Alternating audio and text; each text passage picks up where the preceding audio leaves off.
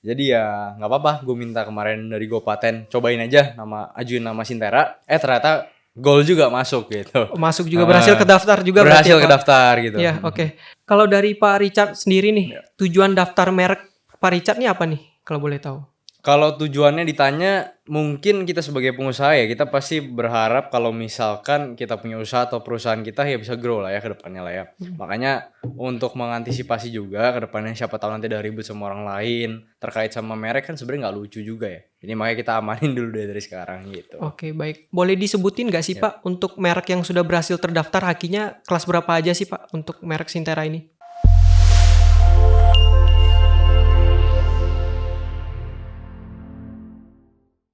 Hai semuanya, saya Kelvin Andrians. Selamat datang kembali di Firbi Podcast. Firbi Podcast adalah podcast yang akan membahas seputar tentang brand, bisnis, dan juga hukum. Bagi kalian yang ingin tahu mengenai merek, bisa langsung mengunjungi website kami di www.firbipaten.com. Atau bagi kalian yang ingin berkonsultasi seputar tentang hukum, bisa langsung menghubungi kami di konsultasihukum.co.id. Oke, selanjutnya kita sudah kedatangan tamu yang sangat spesial. Tamu kita yang satu ini adalah seorang pengusaha muda. Tanpa berlama-lama, langsung aja kita sambut Pak Richard Sunjoto. Ya, halo, selamat siang. Gimana kabarnya? Ya, baik kabarnya Pak. Dari Bapak sendiri kabarnya gimana nih Pak? Baik. Enaknya dipanggil Pak atau Ko nih, supaya kita lebih enak ngobrolnya? Sebenarnya bebas aja, tapi lebih prefer dipanggil ko aja lah. Oke, dipanggil Ko aja kali ya, supaya lebih nyaman ngobrolnya. Oke, Ko Richard kesibukan sehari-harinya ngapain aja nih sekarang Ko Richard? Oke, mungkin gue perkenalan diri dulu kali ya. Halo semuanya, nama gue Richard Sunjoto. Gue founder dari Sintera Property. Kalau ditanya nih kesibukan hari-hari ngapain? Sebenarnya gue masih kuliah bro. Gue masih kuliah. Hari-hari pagi gue kuliah, sore gue kerja lah malam. Itu aja. Tapi gue lagi develop namanya Sintera Property gitu. Oke, jadi sekarang kita ngomongin bisnis Bapak yang properti dulu ya Pak? Boleh. Nah, kalau boleh tahu nama Sintera sendiri ini inspirasinya dari mana nih Pak? Kok bisa namanya Sintera gitu? Ada ceritanya nggak sih Pak? Oke, mungkin ngobrol dikit mengenai nama Sintera kali ya. Kalau Sintera kenapa? Sebenarnya gue suka aja nama Sintera. Sin sama Tera itu kesannya kayak futuristik, tapi eksklusivitas juga dapet menurut saya pribadi ya. Jadi kemarin karena sempet riset-riset juga, kayaknya nama Sintera ini ya lumayan catchy lah kalau dia mau ngomongin orang gitu.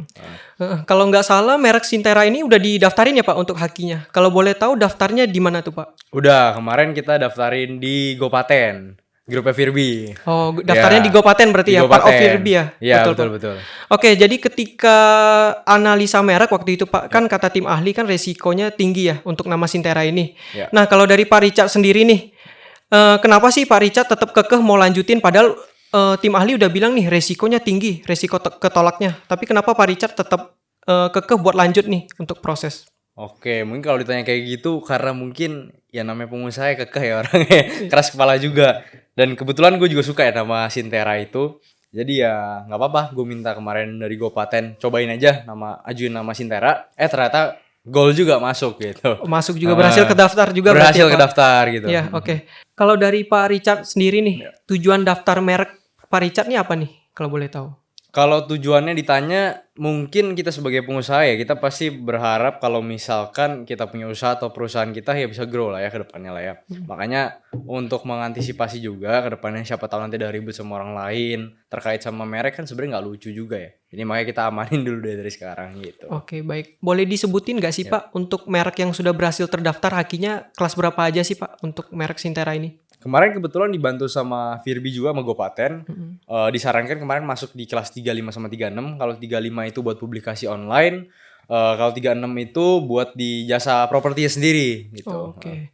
Nah, ini aku penasaran banget nih Pak Richard. Boleh diceritain nggak sih Pak awal mulanya Pak Richard terjun ke dunia properti nih?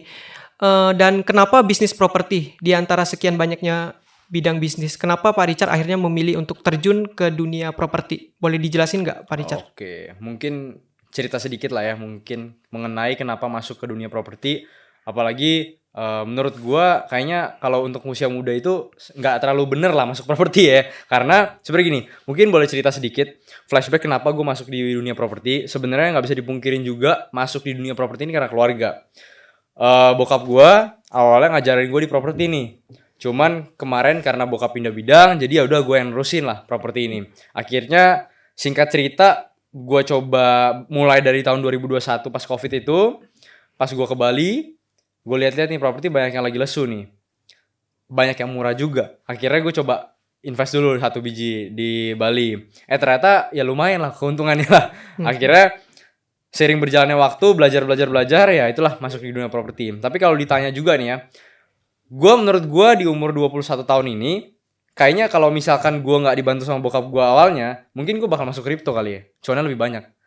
Kripto ya. Cuman kalau misalkan ditanya ya itulah kenapa asal mulanya ya karena keluarga ngajarin gue di properti, yang menurut gue itu lebih sustainable for the long term for my own perspective. Jadi gue masuk di properti gitu. Oh, oke, baik. Jadi ceritanya karena itu ya sebenarnya, Iya, Pak. karena bokap lah pasti lah. Oke. Iya. Kalau menurut Pak Richard sendiri nih, menurut pandangan Pak Richard, nah dunia bisnis properti gimana sih sekarang, Pak? Kita kan tahu nih tren pasar properti kan sering berubah-ubah nih Ya. seiring berjalannya waktu. Kalau dari Pak Richard sendiri melihat dunia properti gimana sekarang tuh, Pak? Oke, mungkin cerita sedikit mengenai dunia properti. Terutama saya mainnya di Bali ya Pak ya. Saya main di Bali. Dan juga pengalaman saya baru. Jadi correct me if I'm wrong. Tapi saya cerita sedikit lah ya mengenai dunia properti. Di Bali terutama. Kalau di Bali kita bisa bilang banyak banget ya properti pengembang-pengembang besar lagi masuk ke Bali. Apalagi orang luar negeri, asing juga pernah masuk semua ke Bali. Kenapa? Karena mungkin target marketnya lebih besar. Kalau di Jakarta kita mungkin cuma bisa jualan di ya mungkin orang Indonesia atau mungkin asing dikit lah. Mungkin Korea, Jepang, Cina dikit-dikit lah ya. Cuman kalau kita ngomongin di Bali, mungkin target pasar lebih besar. Satu, orang Australia banyak yang beli villa di sana, orang Eropa banyak yang beli villa di sana, US juga banyak. Jadi menurut gua kolamnya lebih besar aja. Yang pertama. Tentang dunia properti sekarang di Bali 2025 ini menurut saya sendiri lagi agak tricky ya. Kenapa tricky? Karena market sama demand sama supply itu lagi banyak banget supply. Demand-nya juga banyak, tapi berpindah-pindah Pak tempatnya Pak. Kalau misalkan kita ngomong di Jakarta Pusat, kita ngomongin di Tebet sini ya tempat kita syuting, mungkin ya demand-nya stable aja, ada terus lah yang cari. Tapi kalau kita ngomongin di Bali, agak sedikit berpindah-pindah. Ada orang yang dulu suka banget di daerah Kuta, sekarang kalau misalkan kita jualan di daerah Kuta ya nggak laku Pak. Orang sekarang pindah mungkin ke Seminyak, ke Canggu, naik lagi ke atas ke Dungu, dan lain-lain sebagainya. Mungkin sekarang pindah juga ke bawah.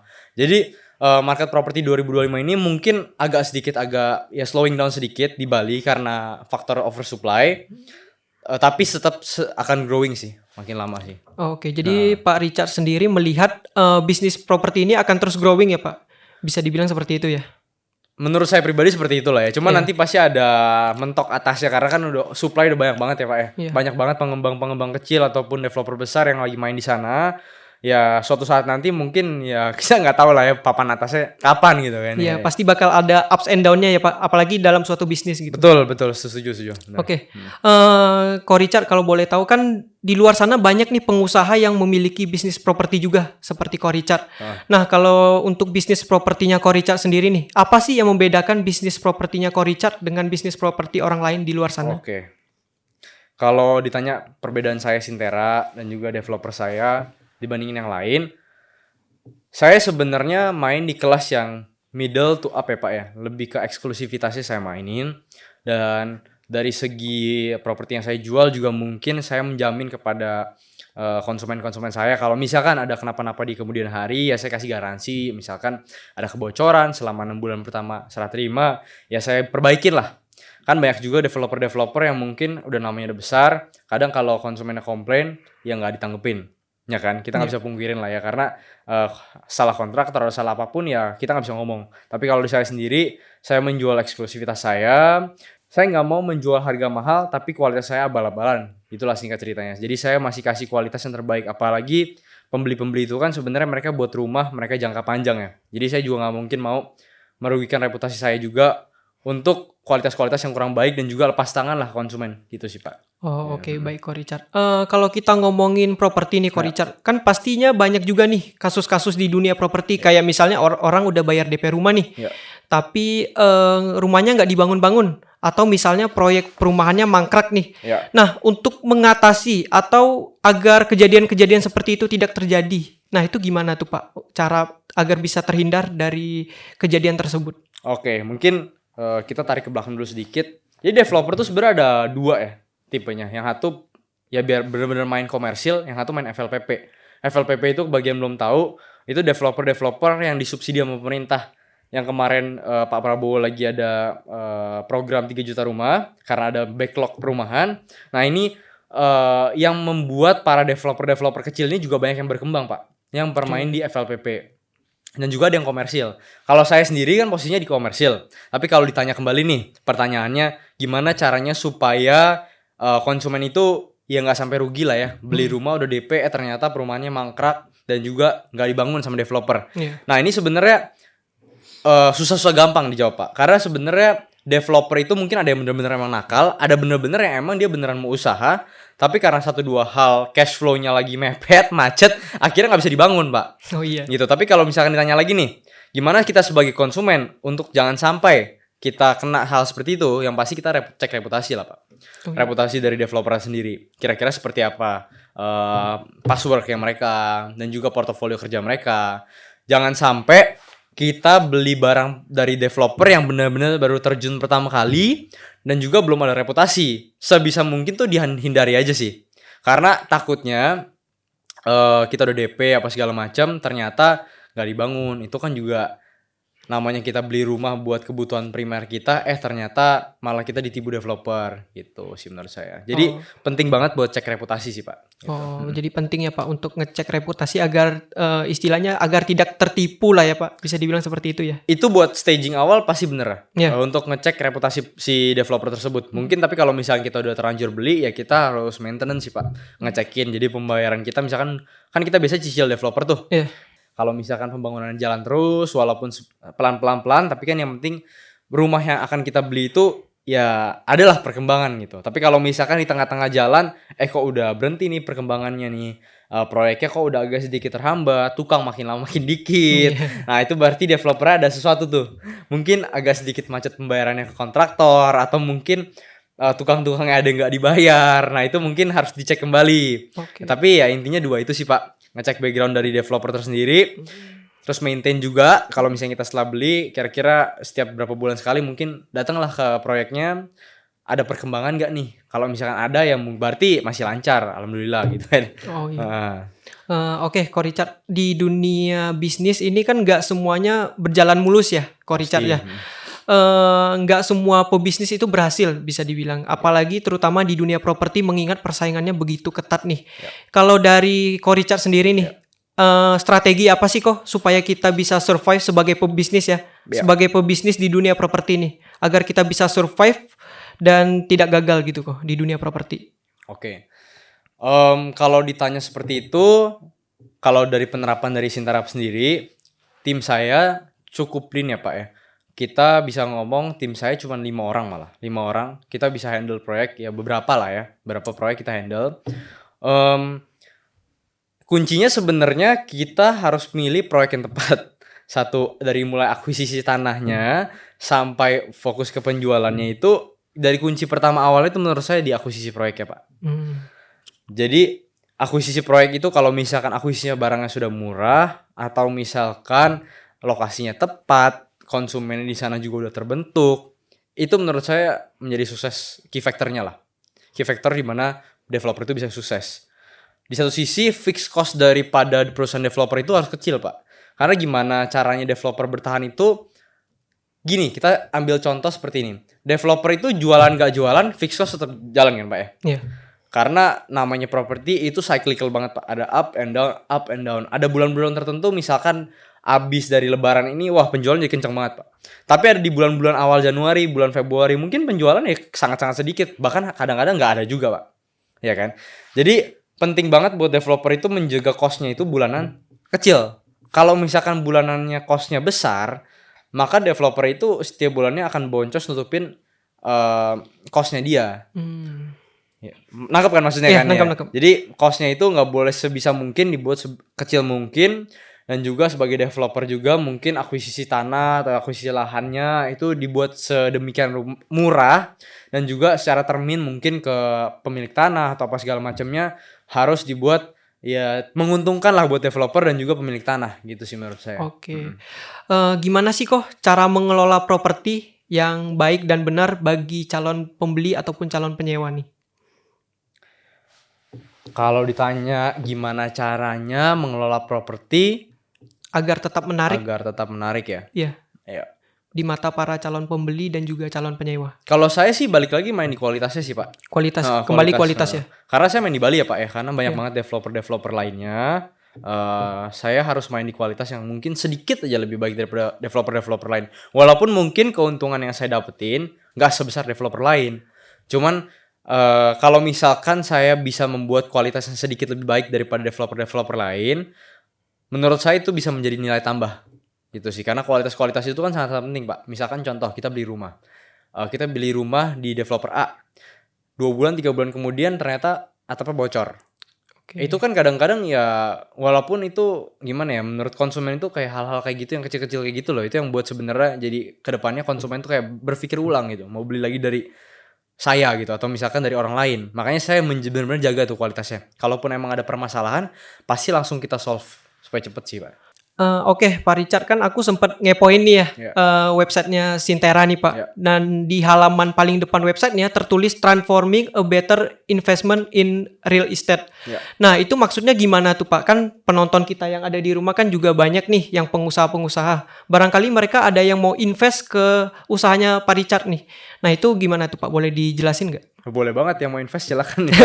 Konteks saya aja langsung boleh aja mau Silakan. invest gitu ya. Iya. Cuman kalau ditanya kenapa motonya investing in a better way ya kan sebenarnya untuk Iya. Sintera sendiri ya. Karena sebenarnya kita jadi platform juga sih sebenarnya kalau misalkan orang-orang, teman-teman, masyarakat di luar sana yang mau investasi di properti tapi mungkin nggak tahu masuk ke lewat mana, ya mungkin boleh ngobrol-ngobrol sama saya. Siapa tahu cocok sama cara kerja saya sebagai developer kecil-kecilan juga. Ya nanti bisalah kita invest bareng gitu. Jadi kalau di Sintara itu cara investasi seperti apa? Kita sebenarnya belum terlalu buka untuk umum ya Pak ya. Saya banyak kan masih di friends and family aja, teman-teman sama keluarga. Kalau mau diinvest ya kita invest, nanti ada bagian porsi-porsinya lah ya. Berapa persen sahamnya, nanti bisa dibagi berdasarkan keuntungan, setiap bulannya juga akan bagi bunga dan segala macamnya. Seperti itu sih Pak. Oh, oke, baik. Kalau tadi kan kita udah ngomongin tentang investment nih, Ya. Ko Richard nih. Ya. Nah, kalau seandainya ada yang mau jadi agent propertinya Ko Richard nih, Ya. itu apa aja sih persyaratannya kok kalau boleh tahu? Sebenarnya kalau di Sintara itu kita belum buka agency ya Pak ya. Anggapannya brokerage kita belum buka, tapi kita buka tim buat marketing sales buat in-house ya Pak ya. Karena memang basicnya kita mungkin kedepannya akan mengarah ke brokerage, cuman untuk saat ini kita masih fokus di core bisnis kita yaitu developing house and villa. Jadi mungkin kalau misalkan tertarik buat join, boleh join di tim in-house kita di marketing atau sales, bebas tinggal hit us up aja di sana gitu. Oh, oke. Nah, sebelum mengundang Ko Richard nih, kan aku sempat riset ya mengenai latar belakangnya Ko Richard apa, kemudian usaha yang dimiliki Ko Richard apa aja.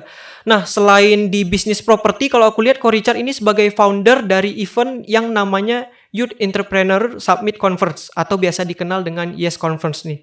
Nah, mungkin banyak nih di luar sana kok yang belum tahu tentang event ini tuh, event apa sih sebenarnya. Boleh dijelasin nggak sih kok kepada para penonton yang ada di rumah dan banyak orang di luar sana yang belum tahu mengenai event Yes Conference ini? Oke, gue sambil minum dulu sebentar ya. Ya, silakan Jadi Ko. bentar. Oke, jadi Yes Conference itu apa? Yes Conference itu kemarin baru kita dirikan lah di tahun lalu dengan visi dan harapan semoga anak-anak mahasiswa itu memiliki akses untuk belajar lebih luas lagi mengenai dunia bisnis. Karena saya kan sendiri anak Prasmul nih, atau anak Prasetya Mulia nih. Prasmul ini kan backgroundnya bener-bener bisnis banget nih. Harapannya itu mau bantu orang-orang masyarakat ataupun mahasiswa yang sebenarnya memiliki keterbatasan dana ataupun aksesnya untuk belajar ke orang-orang yang high profile seperti yang di Yes Conference kemarin. Oke. Gitu. Yes Conference itu apa? Yes Conference itu acara konferensi bisnis buat mahasiswa ataupun generasi Gen Z lah ya, buat belajar-belajar mengenai bisnis, networking dan juga cari tahu mengenai various industry di dunia bisnis gitu sih Pak. Jadi bisa dibilang acara Yes Conference ini seperti seminar gitu ya Ko Richard ya. Kasarnya seperti seminar lah ya. Kayak narasumber datang ngebawain materi sesuai dengan tema dan konsep yang telah ditentukan. Yes, Bisa dibilang betul, seperti betul, itu ya, betul. Ko Ya, Richard. harapannya mungkin besar nanti seperti ya, yang punya acara-acara Forbes gitu segala Oke, macamnya lah ya. bisa. Cuman kita start small dulu kan gitu. Mulai dari anak mahasiswa dan juga teman-teman yang mungkin masih di Gen Z lah arahnya gitu. Oh iya. Ini jujur aku penasaran banget nih, Ko Ya. Richard. Gimana sih kok boleh diceritain nggak awal mulanya Koko bisa membangun event ini gitu? Kan kita tahu Ko Richard ini sebelumnya udah terjun ke dunia bisnis properti ya. Ya. Tiba-tiba kita bilangnya mungkin ekspansi kali ya Ko. Tiba-tiba ekspansi ke dunia event organizer. Tuh gimana sih cerita awalnya Ko? Apa yang membuat Ko Richard kepikiran nih mau mengadakan event ini gitu? Ya. Sebenarnya gue mungkin orangnya emang agak gila sedikit ya. Orangnya emang agak gila sedikit. Emang sukanya tuh buat hal baru yang emang besar aja sih. Karena jujur Yes Conference itu bermula dari kampus, bermula dari Prasetya Mulia. Karena di saat itu tuh mungkin belum ada yang benar-benar berani buat event besar dan juga dengan budget yang sekian ratus juta, apalagi di luar kampus. Jarang tuh, Pak. Jujur aja. Jadi di kampus itu mungkin banyak organisasi-organisasi, Pak. Dulu tuh banyak organisasi sampai sekarang Prasmul itu banyak yang buat organisasi di dalam kampus maupun di luar kampus. Tapi saya dulu lihat tuh pas tahun 2024 kemarin tahun lalu, itu kemarin tuh semenjak pasca Covid pada lagi libur, belum banyak yang berani keluarin duit lumayan besar untuk buat acara di luar kampus. Kenapa? Karena budgetnya juga ya terbatas. Dan juga mungkin banyak yang belum terlalu aware lah mau keluar kampus untuk buat acara yang lebih besar. Saya kemarin kepikiran aja karena di Prasmul kan banyak teman-teman saya juga. Saya cerita lah ke teman-teman kayak kita harus buat sesuatu yang baru deh bro. Buat gebrakan baru aja lah. Kita buat sesuatu yang lebih besar. Tapi dalam ukuran besar ini kita harus berimpact juga nih ke orang-orang di luar. Karena target market saya bukan anak Prasmul loh pak. Mas saya buat itu loh. Oh. Target market saya adalah anak Prasmul, tetapi pada saat kenyataannya, pada saat saya jalankan, nggak terlalu banyak anak Prasmul malah yang masuk. Padahal saya udah kasih harga benar-benar murah. Gitu, yang uniknya gitu kan, seperti itu kan. Nah, saya udah kasih harga benar-benar murah, ya memang nggak sesuai sama jalan yang saya harapkan, tapi ternyata banyak orang di luar sana yang malah terbantu sama apa yang saya buat, dan yang tim saya buat. Karena saya juga nggak bisa pungkirin lah, saya punya tim dulu pas di Yaskon itu sekitar 80 orang pak. 80 orang? 80 orang. Wah. Itu semua kerjaan tim saya semua yang hebat, bukan saya. Saya cuma punya ide aja, tapi yang menjalankan itu semua dari mulai operasional, event, sosmed itu tim saya semua. Oke. Gitu. Jadi Ko Richard ibaratnya hanya mengarahkan tim tersebut itu aja Ya, ya. saya ngarahin aja. Visinya seperti ini, misinya seperti ini yang bisa kita lakukan untuk kampus dan juga untuk masyarakat di luar sana itu seperti ini. Dan menurut saya itu ya cukup besar ya buat kemarin tahun lalu belum ada yang pernah buat di luar kampus lah ya, anggapannya di luar kampus membuat lebih dari berapa ratus juta itu kita keluarkan untuk acara itu. Dan juga sebenarnya harga yang kita tawarkan ke masyarakat itu cukup murah. Kenapa? Karena kita sebenarnya emang awalnya ya kita emang pengen buat masyarakat tuh bisa belajar ke orang-orang yang papan atas dengan harga yang lumayan terjangkau, gitu pak. Oh oke. Ya. Baik. Jadi kalau untuk tujuan dari Pak Richard sendiri mendirikan acara Yes Conference ini apa nih Pak kalau boleh tahu? Dan harapan kedepannya nih untuk acara Yes Conference ini? Ya tujuannya itu sih Pak sebenarnya buat orang banyak itu sebenarnya bisa belajar. Cuman yang nggak bisa dipungkirin juga karena acaranya kan komersial ya Pak ya. Iya. Yang pasti mau nyari untung lah Pak. Iya pasti. Iya. pasti nyari keuntungan juga gitu. Ya. Nah kalau kita udah bicara tentang acara Yes Conference ini Pak, kalau saya lihat itu kan narasumbernya orang-orang hebat semua nih Pak, pengusaha-pengusaha besar semua nih. Boleh disebutin nggak sih Pak untuk nama-nama dari pembicaranya yang udah pernah Ko Richard hadirkan nih di acara Yes Conference ini, dan kenapa mereka yang Ko Richard hadirkan di event ini? Oke. Banyak beberapa narasumber-narasumber itu sebenarnya karena kita hasil diskusi dari tim saya. Jadi kita diskusi juga kira-kira tema-tema apa yang lagi masuk nih di zaman sekarang, topik-topik apa yang lagi hot, makanya kita masukin ke sana. Kemarin kita berhasil ngundang sekitar 12 pembicara. Mungkin yang kalau misalkan masyarakat pada tahu mungkin Pak Bong Chandra di Trinity Land, terus ada Brandon Salim. Ya biasa dia main di digital lah ya, dia lumayan terkenal di digital. Terus ada yang ownernya Jakarta Go, saya hadirkan juga. Terus kemarin Halo Hani, Ci Stefani Regina, terus Boy Meleno, direkturnya Pantai Indah Kapuk juga saya invite kemarin, Pak Ipeng. Terus juga ada beberapa lainnya sih, mungkin Pak Devin Cahaya itu juga co-founder dari Yes Conference yang tahun lalu. Itu sih, hanya itu sih. Yang lainnya mungkin lupa-lupa. Oke. Ko Richard, dari para pembicara-pembicara ini nih, Ada nggak sih kok salah satu pembicara yang mungkin ini panutan gue banget nih? Panutan ya? Iya. Karena saya jujur menggeluti di bidang properti, pasti panutan saya Pak Bong. Pak Bong Chandra. Pak Bong Chandra. Iya. Karena saya melihat dia bukan hanya keren ya sebenarnya, cuman mungkin cara pembawaan dia materi, cara dia berbicara di depan umum juga kan bagus banget ya Pak. Iya. Saya sih pengen belajar sih, harapan ke beliau sih gitu. Oke. Jadi makanya saya invite. Kebetulan saya invite dia udah 2 kali sih Pak. Yang satu ke kampus, ke dalam kampus Prasmul, yang satu di eksternal kemarin. Gitu. Oh, udah 2 kali berarti dia. 2 ya? kali, 2 kali. betul. Oke. Nah, ini jujur aku penasaran banget nih kok. Gimana sih Ko Richard bisa mendapatkan kepercayaan nih Ya. dari para narasumber-narasumber tersebut? Kan nggak gampang ya untuk nge-reach mereka. Apalagi mereka udah punya nama di luar sana. Terus mereka juga pengusaha-pengusaha sukses. Undangan atau invite dari orang-orang di luar sana untuk mereka menghadiri event juga pastinya banyak. Mereka juga pastinya punya kesibukan lain. Nah, gimana sih cara Ko Richard meyakinkan narasumber-narasumber ini nih agar mereka mau hadir di acara Yes Conference?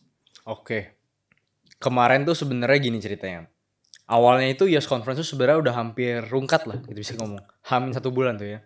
Hampir rungkat kok. Hamin 2 bulan lah kita ngomong lah ya. Hampir rungkat tuh dalam artian hampir gagal kita. Oke. Kita hampir gagal karena kita nggak dapet pendanaan sama sekali Pak.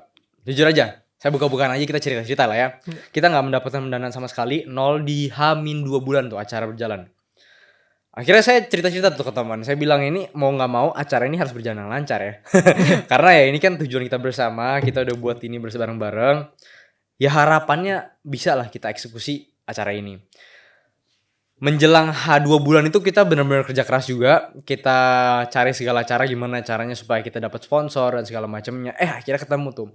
Awalnya karena sebenarnya kita berhasil ngundang beberapa key person dulu ya Pak ya. Key person tuh kita berhasil ngundang Pak Bom, Pak Dani Sutradewa, foundernya, dia punya venture capitalist.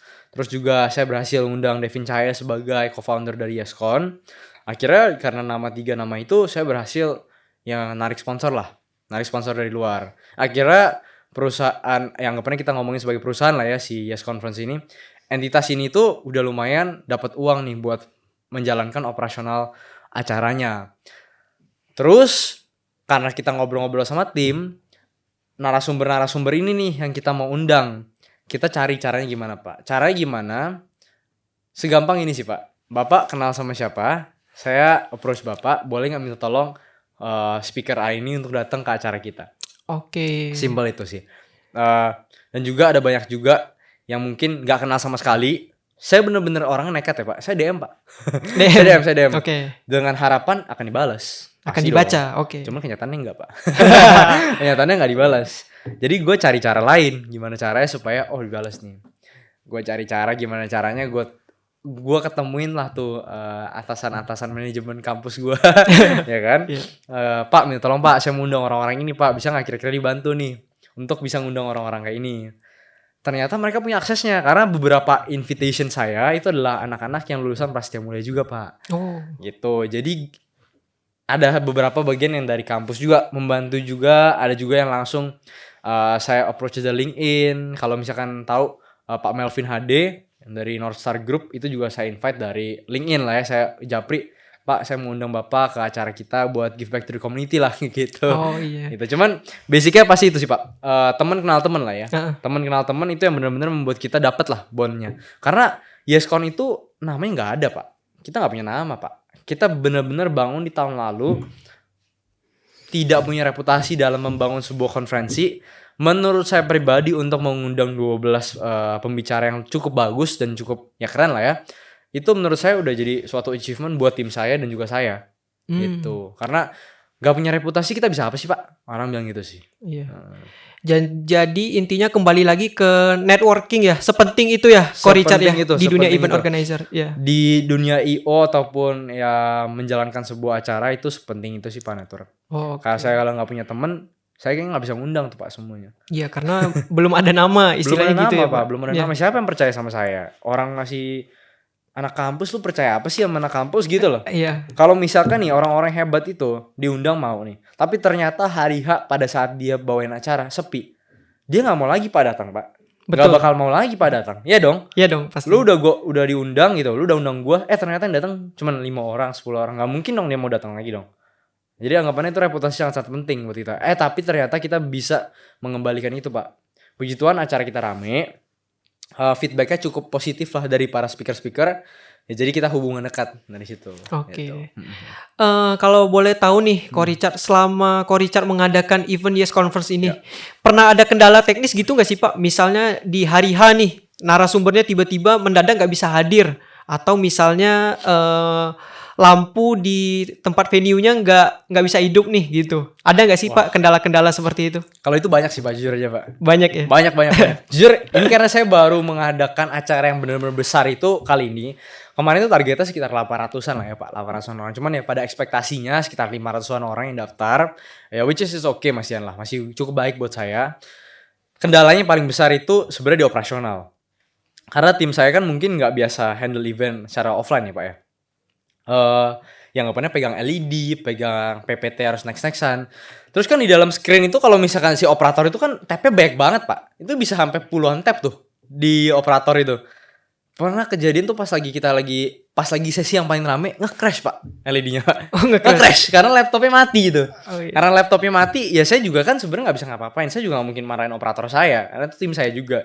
Dan itu nggak ada yang bisa pungkirin karena kenapa? Karena nggak ada yang tahu kalau laptop crash kapan kan, ya kan?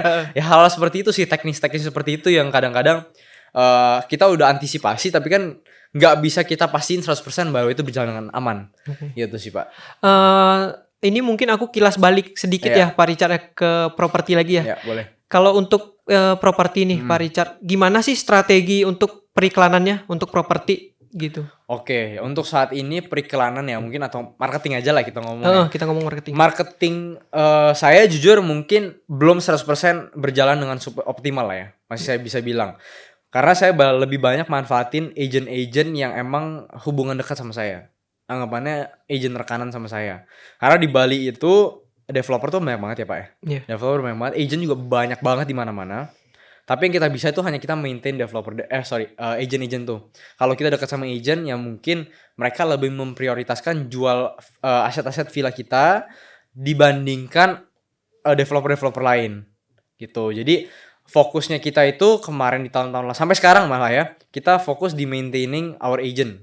Jadi yang lumayan dekat dan juga udah lumayan sering jualan di kita benar-benar maintain. Dan juga itu kan orang nggak banyak ya. Karena di properti itu orang yang jualan tuh itu aja, Pak, sebenarnya, Pak.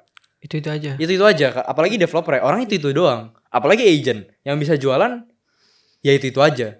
Agent mungkin banyak nih, tapi yang bisa jualan bener-bener bagus, reputasinya panjang, itu menurut saya orangnya hanya itu aja gitu sih. Oke. Tapi mungkin ya semenjak sekarang banyak lagi yang masuk di agency atau agent, ya mungkin lebih banyak lagi orang lah gitu.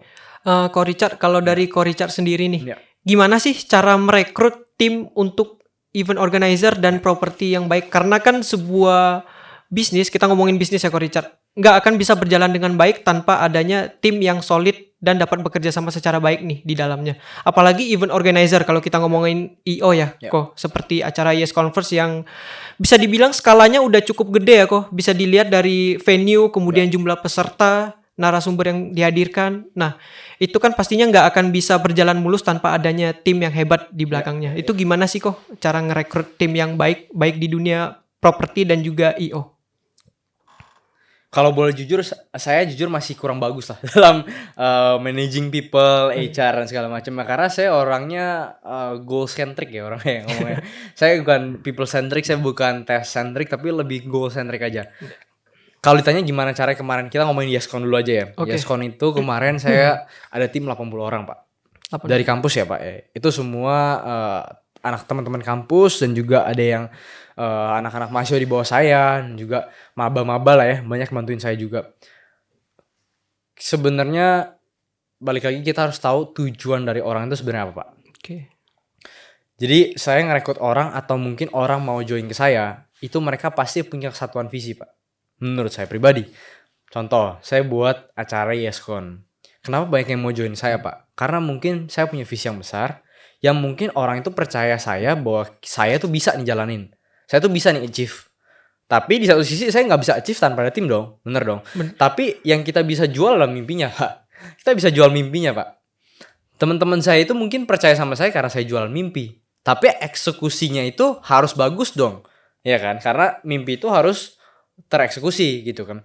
Kemarin jadi ya yang saya lakuin itu adalah saya jual mimpi ke teman-teman. Bro, gue pengen buat acara ini nih bro. Lu mau nggak gabung part of our team, part of my team? Karena kan banyak juga yang mereka mungkin punya pilihan lain ya Pak ya, organisasi-organisasi lain yang mungkin lebih besar daripada saya punya gitu kan. Karena kan saya masih mulai dari nol, sedangkan yang lain ada yang udah mulai dari tengah, ada yang udah naik, udah tinggi tuh, udah gede-gede semua acara-acaranya. Tapi saya mulai dari nol. Tapi mungkin ya puji Tuhan juga saya punya teman-teman ring 1 yang memang benar-benar deket, yaitu yang bantu saya. Akhirnya saya berhasil rekrut 80 orang total, 70 atau 80 orang saya agak sedikit lupa. Dan mereka bantu saya di acara Yaskon itu. Ya puji Tuhan berjalan dengan lancar juga. Sampai tahun ini juga mungkin dilanjutin sama adik tingkat lagi di bawah untuk menjalani Yes Conference. Ya gitu sih Pak. Mimpi itu harus kita jual Pak, karena pasti di antara mimpi yang kita buat pasti ada mereka-mereka tuh yang sebenarnya pengen ikutan supaya mereka bisa menjadi suatu orang yang lebih baik lagi dan juga growing lah sebenarnya. Itu sih Pak. Kalau kita ngomongin tentang acara event Yes Conference nih kok, apa sih tantangan terbesarnya kok Richard dari mengelola event yang berskala besar seperti Yes Conference ini? Tantangannya apa sih? Tantangannya keuangan Pak. Keuangan. Karena tanpa ada network, tanpa ada tim yang bagus gitu, itu uang nggak bakal ngalir Pak. Dan juga sebagai pembuat acara yang baru-baru, bener-bener baru ya, dari nol lah ya kita ngomongin, saya bener-bener dari nol Pak soalnya. Itu menurut saya tantangannya funding Pak, karena banyak teman-teman saya juga yang buat acara, mereka tuh banyak yang anggapannya yang nutupin kerugian lah sebagai pembuat acara. Beda sama brand-brand besar yang membuat acara memang untuk ya brand image, brand awareness, itu beda ya Pak. Karena kan kita penetrasi marketnya adalah untuk membuat keuntungan untuk di acara dan juga give back to the society ya kan. Ini susahnya itu kenapa? Karena kita belum punya reputasi Pak. Oke. Kita belum punya reputasi di bidang organizer acara. Kita belum punya background apapun, apalagi kita juga masih anak kampus lah bisa dibilang ya. Iya. Itu susah banget dipercaya orang. Tapi kalau kita punya network yang benar-benar kuat gitu ya, benar-benar strong gitu. Teman saya itu banyak bantuin saya dapat sponsor juga. Teman saya ada yang dari grup Toyota, grupnya Plaza Toyota, Astra Internasional, banyak lah. Itu bantu-bantu kita untuk dapat funding gitu sih Pak. Oke. Ko Richard tadi kan sebelum mulai podcast kan kita udah ngobrol-ngobrol dulu nih di belakang. Ko Richard nih kan masih muda banget ya, masih anak kampus juga nih. Nah, Ko Richard tetapi di umur semuda ini udah punya bisnis sendiri. Bangga gak sih dengan akan hal itu? Wah, kalau ditanya bangga atau enggak, masih bisa berkembang Pak. Karena tujuannya masih jauh Pak. Saya masih muda, saya juga harapannya juga ya saya mau jadi seseorang lah suatu saat nanti lah ya. Bangga sih bisa dibilang bangga, cuman masih kurang bangga. Karena masih banyak yang sebenarnya saya lakukan kesalahan Pak. Saya banyak juga ngelakuin kesalahan-kesalahan yang menurut saya bodoh. Ya bego lah ya sebagai pengusaha muda, kita nggak tahu apa-apa, kita terobos, kita sikut kanan sikut kiri, itu menurut saya agak salah juga. Karena kadang-kadang yang saya jalankan juga saya nggak bakal planning, saya jalanin dulu, ternyata pada saat udah nyebur salah, itu kan bego Pak. Bodoh lah kita bisa ngomong lah ya. Sebagai pengusaha muda itu juga sebenarnya kita harus bener-bener kuatin di fundamentals kita dulu sih Pak. Itu yang saya salah selama saya menjalani usaha ya. Saya sebenarnya bisnis udah lama sih Pak. Oh udah lama? Saya sebenarnya bisnis udah lama. Saya dari umur 13 Pak. 13 kok? Iya, saya awal mulanya saya bukan bisnis sih bilangnya apa ya. Ya usaha kecil-kecilan di bidang sneakers dulu. Oh sneakers. Ya saya dulu saya main sneakers. Dari 2017 saya mulai itu. Saya ingat banget, saya SMP kelas 1 saya mulai. 2017 saya main di sneakers. Terus sampai tahun 2021 2022 lah masih main lah sedikit-sedikit. Tapi karena market udah mulai menurun lah ya. Jadi saya exit, saya langsung pindah tuh. Buru-buru saya pindah ke properti. Gitu. Jadi saya ngumpulin modal saya di jualan sepatu Pak. Kenapa saya jualan sepatu? Karena saya dulu gak punya uang. Keluarga saya gak mau beliin saya sepatu. Jadi saya harus cari uang sendiri gitu loh. Oh gitu. Iya. Gitu. Jadi intinya ya kalau kita sebagai ini kan kita masih muda ya kok. Maksudnya kalau seandainya mau masuk ke dunia bisnis, intinya harus kuat fundamental dan juga terutama mental ya kok. Mental paling penting kan banyak nih. Oh iya betul. Misalnya pengusaha muda nih udah ngejalanin bisnis tiba-tiba gagal di tengah jalan, mereka udah kayak langsung nyerah aja. udahlah masa bodoh lah gue gitu. Betul, Jadi karena emang bisnis nggak segampang itu sih Pak. iya. Saya juga jujur mulai merasa bisnis itu di tahun ini nggak segampang itu. Karena sebenarnya efeknya sebanyak Pak. Kenapa menurut saya pribadi ya? Banyak dari luar sana itu yang mendamba-dambakan influencer tuh kayak ya mungkin harus kaya di usia muda ya kan, cepet kaya dan segala macamnya. Itu jadi membuat tuh ekosistem bisnis dan juga ekosistem kerja itu orang semua kejar-kejaran kan Pak. Iya. Kita bisa ngomong lah semua di 2025 semua orang tuh kejar-kejaran untuk mencapai sesuatu kan sebenarnya. Akhirnya jadi ekosistemnya itu sangat ruin, orang harus cepat kaya, orang harus cepat apa. Which is itu yang membuat orang-orang itu cepat nyerah sebenarnya. Iya kan? Jalan bisnis gue nggak jalan 3 bulan, nggak jalan 6 bulan, setahun, nyerah gitu. Saya juga jujur pernah di fase itu. Saya juga jujur pernah di fase itu. Karena saya lihat influencer harus cepat kaya dan segala macamnya. Tapi ya sebenarnya prosesnya harus kita laluin Pak. Mau nggak mau gitu kan. Iya. Karena nggak ada yang instan kan. Iya, Mungkin ya kalau Timothy Ronald memang dia pinter banget. Jadi kita nggak bisa ngomong ya. Kalau kita kaum mending biasa-biasa nggak pinter-pinter banget ya kita harus belajar mau nggak mau. Proses harus kita alamin gitu sih Pak. Iya. Harus kita alami dan juga harus kita nikmati ya prosesnya, betul ya. Iya pasti Pak. Kalau kita nggak nikmati, siapa Pak yang mau kerja Pak? Saya kadang-kadang bisa 6:30 pagi ditelepon klien Pak. Ya, 6:30 pagi masih tidur kadang-kadang juga kadang-kadang. 6:30 pagi dari pagi jam 5.40 ditelepon agent gitu. Aduh. Agentnya soal di Bali kan. Iya. Karena agent di Bali kan beda 1 jam. Jadi 5.40 ditelepon agent nih, waduh Pak baru bangun tidur Pak udah ditelepon gitu kan. Iya. Tapi ya mau gimana? Kita namanya kerja ya kalau lu komplain lu gak cocok buat bisnis gitu sih menurut saya. Nah kan Ko Richard seperti yang aku jelaskan sebelumnya nih kan banyak ya penonton-penonton Firby Podcast Ya. yang pengusaha-pengusaha juga nih. Ya. Nah dari Ko Richard sendiri nih ada nggak sih tips untuk mereka yang mungkin para penonton di luar sana nih yang mau jadi pengusaha di umur muda gimana sih kok? Ada tips nggak sih? Tips ya buat teman-teman mahasiswa ataupun yang orang-orang muda untuk menjalani bisnis. Balik lagi, saya belum terlalu lama di dunia bisnis juga. Ini sepengetahuan saya dan juga pengalaman saya selama beberapa tahun terakhir. Ya, menurut saya bisnis itu jalanin aja. Seberapa kecil bisnisnya. Karena banyak orang juga yang saya lihat sekarang itu orang-orang tuh pada mungkin malu atau gengsi jalanin bisnis. Itu susah sih Pak jujur. Jalanin bisnis kalau lu gengsi itu paling susah. Karena dikit-dikit lu malu. Lu sebagai pemilik usaha otomatis sales ya lu jualan ke SPG dong. Iya nggak? Iya, Kalau SPG. kita sebagai mulai ya, kita baru mulai. Nggak banyak orang yang mungkin berani dan juga langsung terjun ke lapangan dan juga bisa nahan aurat malunya untuk jualan gitu kan. Karena sebagai pemilik usaha awal-awal kalau kita belum punya tim ya kita jualan sendiri Pak. Ya kan? Kita jualan sendiri. Kita ya ngapain jadi SPG gitu kan. Jadi frontliner lah ya. Jadi seberapa kecil apapun yang lu mau jalanin, dijalanin aja dulu. Masalahnya itu dibikin belakangan. Kalau kita terlalu banyak mikir, kita terlalu banyak membuat strategi tapi nggak dijalanin, lama-lama keduluan orang bos. Semua orang mau bisnis, semua orang punya ide gitu kan, semua orang banyak yang pintar. Apalagi Jakarta, orang pintar banyak Pak, ya kan? Iya. Orang pintar banyak, orang yang mau kaya banyak, orang yang mau sukses banyak juga Pak. Sekarang nggak menutup kemungkinan cowok, cewek, ibu rumah tangga, bapak rumah tangga yang dulunya kerja biasa-biasa sekarang kaya Pak gara-gara mungkin bisnis online, bisnis apapun lah sekarang bisa menghasilkan duit lah ya sebenarnya kalau misalnya kita mau usaha. Jadi lebih mulai aja dulu. Kayak Tokped lah, mulai aja dulu. Mulai aja dulu, Mulai aja intinya dulu. gitu ya, Mulai Ko aja Richard. dulu. Oke. Iya. Nah, Ko Richard kan udah lama banget nih Iya. di dunia bisnis kok. Tadi Ko Richard sempat mention dari umur 13 ya bisa dibilang ya kok. 2017. 2017. Oke. Nah, selama Ko Richard berada di dunia bisnis nih, Ya. pernah nggak sih kok ngalamin jenuh kayak misalnya yang tadi Richard bilang nih, gue capek nih diteleponin klien jam 6:30 pagi mulu gitu. Ya. Misalnya lagi nongkrong nih sama teman diteleponin klien, kan biasa kita jadi jenuh ya terkadang ya. Pernah nggak sih kok? Jenuh itu pasti sering Pak. Iya. Bukan jenuh bilangnya, demot kali ya kita bilangnya, demotivasi lah ya. Soalnya Iya. gimana ya, kalau kita kerja tuh udah gimana ya, kerja udah lama gitu kan, kerja lama gitu berapa tahun, kadang kita merasa di situ-situ doang. Iya. Pasti dong, semua orang pasti pernah lah mengalami di fase itu. Di saya sendiri juga saya pernah mengalami fase itu, bahkan beberapa bulan terakhir saya juga ngalamin sih Pak. Ya kalau misalnya kita di situ-situ doang ya selalu ingat aja sih Pak, apa yang kita capai sekarang mungkin itu mimpi kita dulu.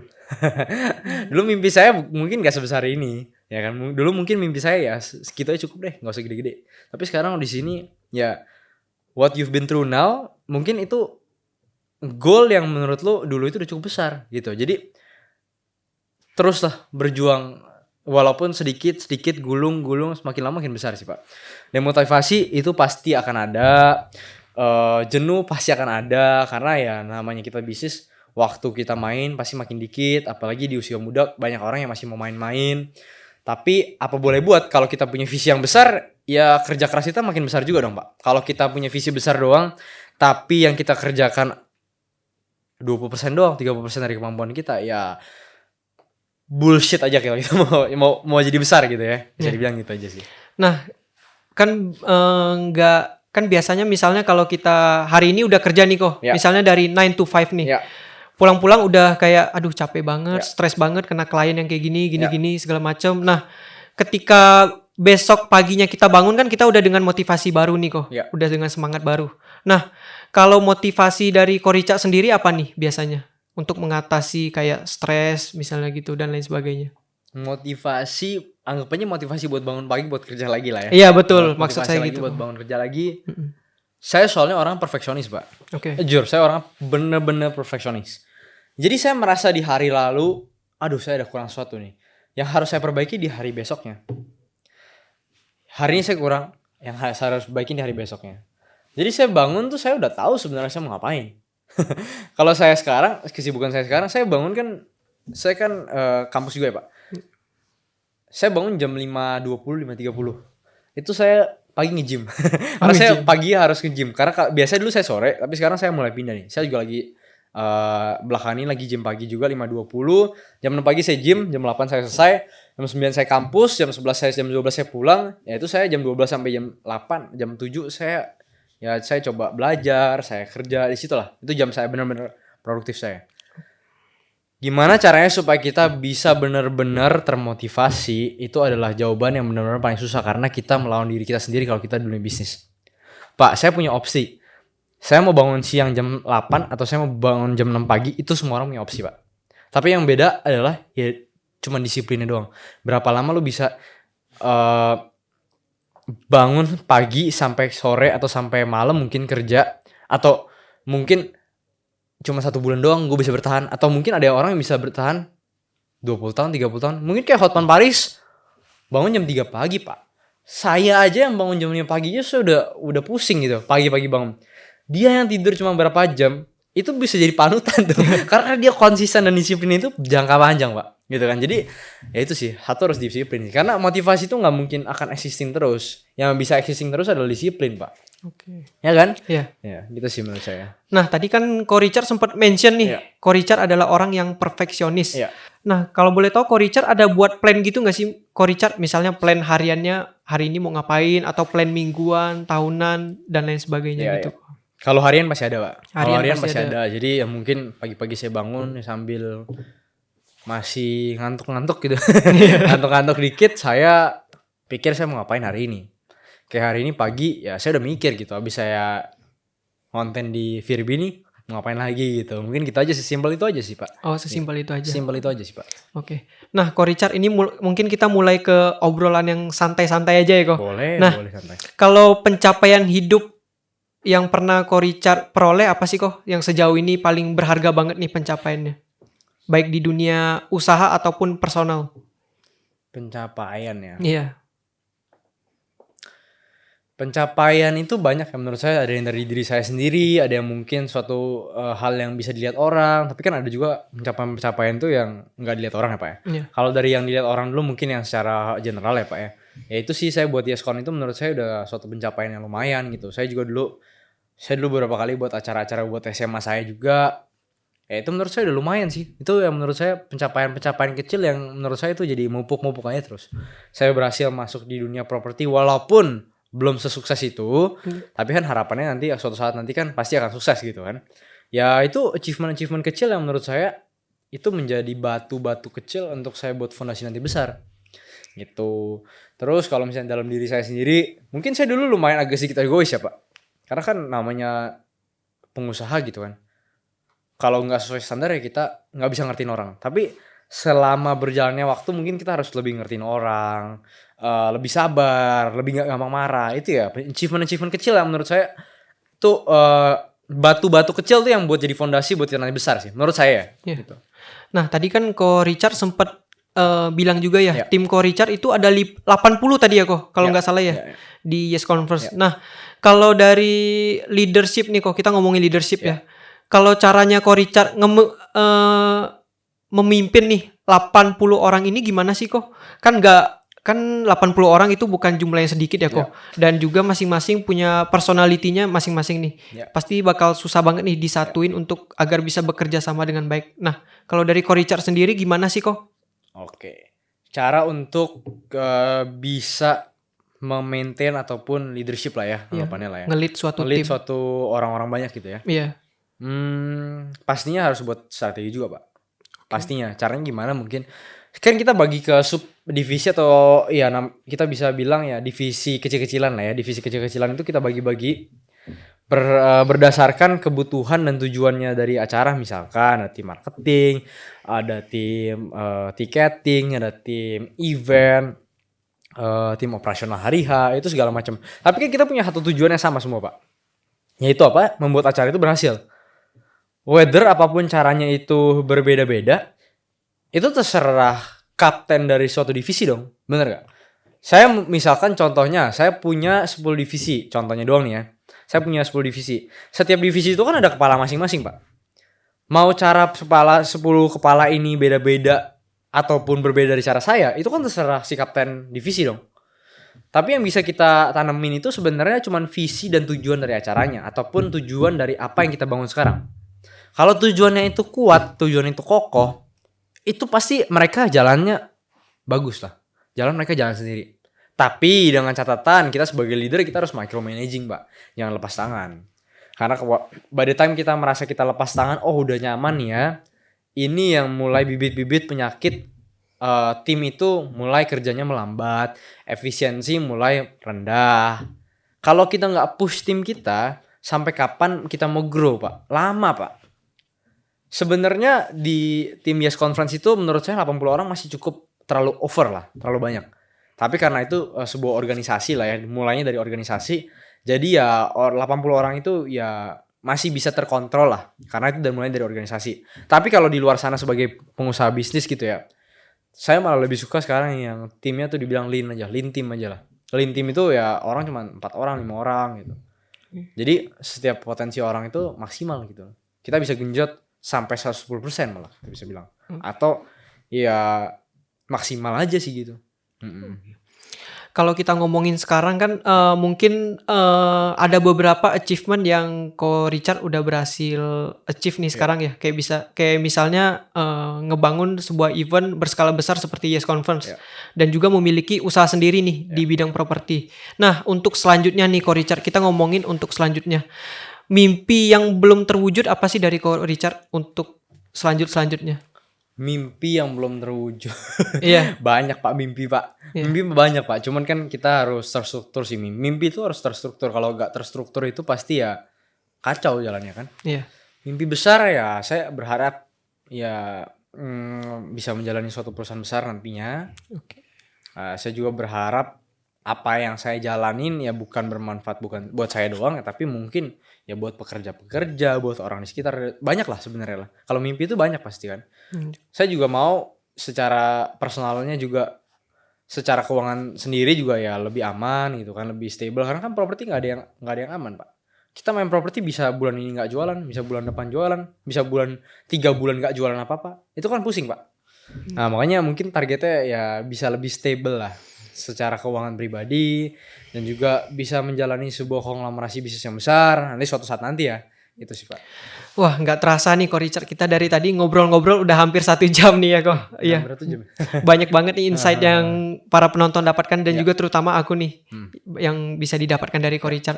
Sebenarnya masih banyak banget sih yang pengen aku tanyain ke Ko Richard dan sebenarnya masih banyak yang mau diobrolin. Cuma karena waktu kita terbatas mungkin aku udahi sampai di sini ya Ko untuk ngobrol-ngobrol kita pada hari ini. Nah, Ko Richard, sebelum aku tutup ada yang mau disampaikan gak sih Ko kepada para penonton Virbi TV yang ada di rumah, apapun itu? mungkin gue mau terima kasih juga nih ke Firby udah undang gue sebagai narasumber. Thank you juga udah dibantu kemarin paten dan juga merek gue yang gue ajuin dan juga berhasil. Mungkin masukan dan juga pesan buat masyarakat di luar sana yang mungkin lagi berjuang juga mulai usaha, lebih banyak untuk belajar lah, banyaklah untuk belajar, banyak belajar, karena the more you learn, the more you don't know. Iya. Saya dulu keras kepala pak, tapi karena saya ya udah berubah sedikit lah ya, saya mulai belajar dari orang, dengerin orang, saya banyak dengerin orang, saya belajar banyak dari orang. Saya personally saya orang gak suka belajar, tapi saya banyak belajar dari konversasi orang lah. Kayak saya ngobrol sama bapak, walaupun saya di sini yang ngobrol banyak nih, tapi saya belajar dari bapak juga. Anggapannya seperti itulah. Jadi dalam menjalani bisnis, jangan tutup mata sebelah, belajar dari banyak orang, dan juga jangan pernah ngeremehin orang lain, karena kadang-kadang yang kita remehin jadi lebih besar daripada kita, itu gak ada yang tahu. Jadi ya teruslah berjuang, konsistensi dan disiplin, itu aja sih pak. Oke, thank you nih Ko Richard udah mau meluangkan waktunya untuk hadir di sini kok, untuk mau sharing-sharing kepada kita semua yang ada di sini dan juga penonton yang ada di rumah nih. Terima kasih juga bagi kalian yang sudah menyaksikan episode Firby Podcast kali ini. Dan jangan lupa untuk like, komen, dan subscribe. Dan juga jangan lupa untuk bunyikan lonceng notifikasinya agar kalian tidak ketinggalan episode-episode lain dari Firby Podcast. Oke, saya Kelvin Andrians dan Pak Richard Sunjoto pamit undur diri. Sampai jumpa di episode Firby Podcast lainnya. Dah.